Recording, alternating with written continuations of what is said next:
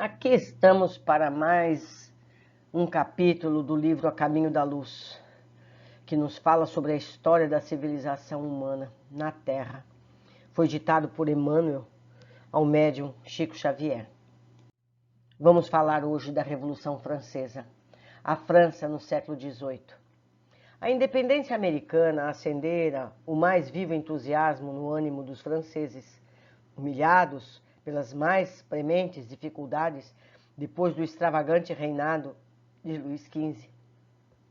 O luxo desenfreado e os abusos do clero e da nobreza, em proporções espantosas, haviam ambientado todas as ideias livres e nobres dos enciclopedistas e dos filósofos no coração torturado do povo. A situação das classes proletárias e dos lavradores caracterizava-se pela mais hedionda miséria. Os impostos aniquilavam todos os centros de produção, salientando-se que os nobres e os padres estavam isentos desses deveres. Desde 1614 não mais se havia reunido os Estados Gerais, fortalecendo-se cada vez mais o absolutismo monárquico. De nada valer o esforço de Luís XVI, convidando os espíritos mais práticos e eminentes para colaborar na sua administração, como Turgot e Malesherbes. O bondoso monarca, que tudo fazia para reerguer a realeza de sua queda lamentável, em virtude dos excessos de seu antecessor no trono, mal sabia, na sua pouca experiência dos homens e da vida, que uma era nova começava para o mundo político do Ocidente, com transformações dolorosas que lhe exigiriam a própria vida. Reunidos em maio de 1789, os Estados Gerais, em Paris, explodiram os maiores desentendimentos entre os seus membros. Não obstante a boa vontade e a cooperação de Necker, em nome do rei, transformada a reunião em Assembleia Constituinte, procedida de numerosos incidentes, inicia-se a revolução instigada pela palavra de Mirabeau. Épocas de sombras. Derrubada a Bastilha em 14 de julho de 1789 e após a célebre Declaração dos Direitos do Homem e do Cidadão, uma série de reformas se verifica em todos os departamentos da vida social e política da França. Aquelas renovações, todavia, preludiavam os mais dolorosos acontecimentos. Famílias numerosas aproveitavam a trégua, buscando o acolhimento de países vizinhos, e o próprio Luís XVI tentou atravessar a fronteira, sendo preso em Varenas e reconduzido a Paris. Um mundo de sombras invadia as consciências da França generosa, chamada naquela época pelo plano espiritual ao cumprimento de sagrada missão junto à humanidade sofredora. Cabia-lhe tão somente aproveitar as conquistas inglesas, no sentido de quebrar o cetro da realeza absoluta, organizando um novo processo administrativo na renovação dos organismos políticos do orbe, de acordo com as sábias lições dos seus filósofos e pensadores. Todavia, se alguns espíritos se encontravam preparados para a jornada heróica daquele fim de século, muitas outras personalidades, infelizmente, espreitavam na treva um momento psicológico para saciar a sede de sangue e de poder. Foi assim que, depois de muitas figuras notáveis dos primórdios revolucionários, surgiam espíritos tenebrosos como Robespierre e Marat. A volúpia da vitória generalizou uma forte embriaguez de morticínio no ânimo das massas, conduzindo-as aos mais nefastos acontecimentos. Contra os excessos da Revolução. A Revolução Francesa, desse modo, foi combatida imediatamente pelas outras nacionalidades da Europa, que, sob a orientação de Pitt, ministro da Inglaterra, sustentaram contra ela e por largos anos uma luta de morte. A Convenção Nacional, apesar das garantias que a Constituição de 1791 oferecia à pessoa do rei, decretou-lhe a morte na guilhotina, verificando-se a execução aos 21 de janeiro de 1793, no local da atual Praça da Concórdia. Em vão, tenta Luís XVI justificar sua inocência ao povo de Paris, antes que o carrasco lhe decepasse a cabeça. As palavras mais sinceras afluem-lhe aos lábios, suplicando a atenção dos súditos, numa onda de lágrimas e de sentimentos que lhe burburinham no coração. Não obstante a sua calma aparente, renovavam-se as ordens aos guardas do cadafalso, rufam os tambores com estrépito, abafando as suas afirmativas. A França atraía para si as mais dolorosas provações coletivas nessa torrente de desatinos. Com a influência inglesa, organiza-se a primeira coligação europeia contra o nobre país. Mas não somente nos gabinetes administrativos da Europa se processam providências reparadoras. Também no mundo espiritual, reúnem-se os gênios da latinidade sob a bênção de Jesus, implorando a sua proteção e misericórdia para a grande nação transviada. Aquela que fora corajosa e singela filha de Dom Remy, volta ao ambiente da antiga pátria, à frente das grandes exércitos de espíritos consoladores, confortando as almas aflitas e aclarando novos caminhos. Numerosas caravanas de seres flagelados fora do cárcere material são por ela conduzidos às plagas da América para as reencarnações regeneradoras de paz e de liberdade. O período do terror. A lei das compensações é uma das maiores e mais vivas realidades do universo. Sob as suas disposições sábias e justas, a cidade de Paris teria de ser ainda por muito tempo o teatro de trágicos acontecimentos. Foi assim que se instalou o hediondo Tribunal Revolucionário e a chamada Junta de Salvação Pública, com os mais sinistros espetáculos do patíbulo. A consciência da França viu-se envolvida em trevas espessas.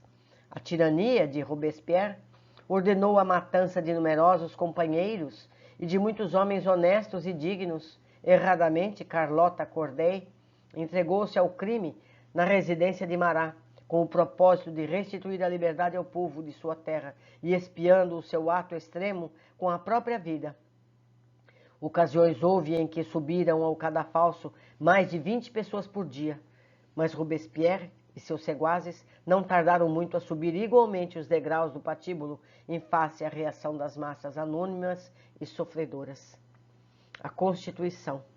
Depois de grandes lutas, com o predomínio das sombras, conseguem os gênios da França inspirar os seus homens públicos. A Constituição de 1795.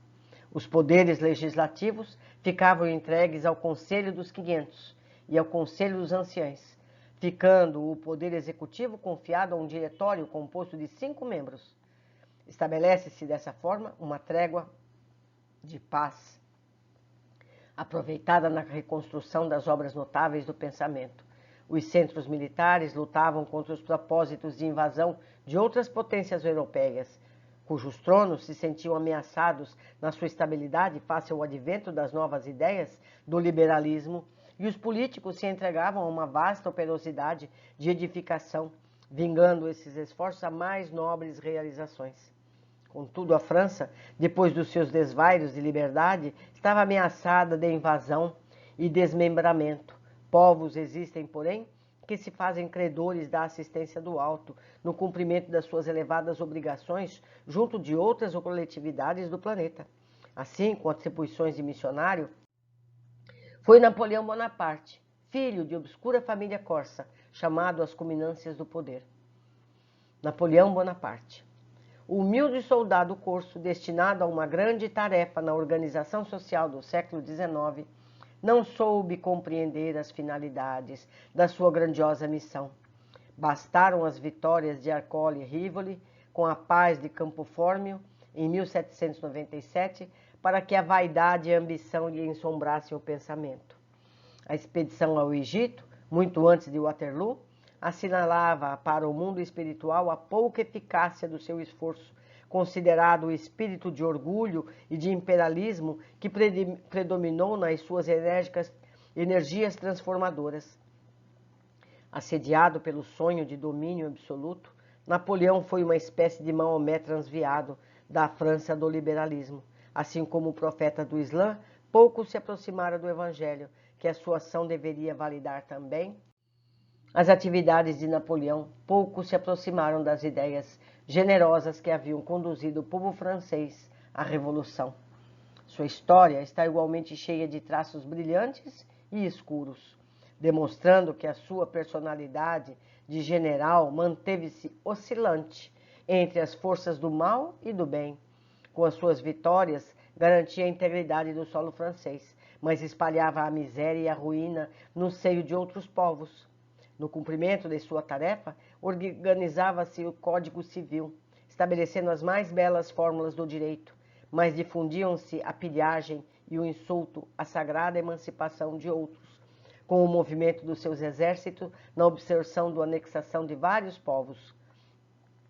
Na sua fronte de soldado pode ficar laureada para o mundo de tradições gloriosas. Verdade é que ele foi um missionário do alto, embora traído em suas próprias forças. Mas no além, seu coração sentiu melhor a amplitude das suas obras, considerando providencial a pouca piedade da Inglaterra que lhe exilou em Santa Helena, após o seu pedido de amparo e proteção. Santa Helena representou para o seu espírito o prólogo das mais dolorosas e mais tristes meditações da vida do infinito. A gente percebe, meus amigos, que a humanidade, em seus vários povos, ela sobe, sobe, sobe, sobe, quando parece que ela vai acertar, vem a influência da treva, o ser humano frágil capitula e desce novamente aos seus erros de sempre. Em altos e baixos vamos caminhando. Agora chega Allan Kardec. A ação de Bonaparte, invadindo as searas alheias com o seu movimento de transformação e conquistas, fugindo à finalidade de missionário da reorganização do povo francês, compeliu o mundo espiritual a tomar enérgicas providências contra o seu despotismo e vaidade orgulhosa. Aproximavam-se os tempos em que Jesus deveria enviar ao mundo o Consolador, de acordo com as suas auspiciosas promessas. Apelos ardentes são dirigidos ao Divino Mestre, pelos gênios tutelares dos povos terrestres. Assembleias numerosas se reúnem e confraternizam nos espaços, nas esferas mais próximas da Terra. Um dos mais lúcidos discípulos do Cristo baixa ao planeta, compenetrado de sua missão consoladora, e 2 meses antes de Napoleão Bonaparte sagrar-se imperador, obrigando o Papa Pio VII a coroá-lo, na igreja de Notre-Dame, em Paris, nascia Allan Kardec, aos 3 de outubro de 1804, com a sagrada missão de abrir caminho ao Espiritismo, a grande voz do Consolador prometido ao mundo pela misericórdia de Jesus Cristo. Meus amigos, vamos seguindo. É importante que todos nós saibamos desses altos e baixos para que a gente possa entender que a todos nós cabe a manutenção do rumo certo em cada um de nós. Terminamos mais esse capítulo e eu aguardo todos vocês no próximo. Um abraço.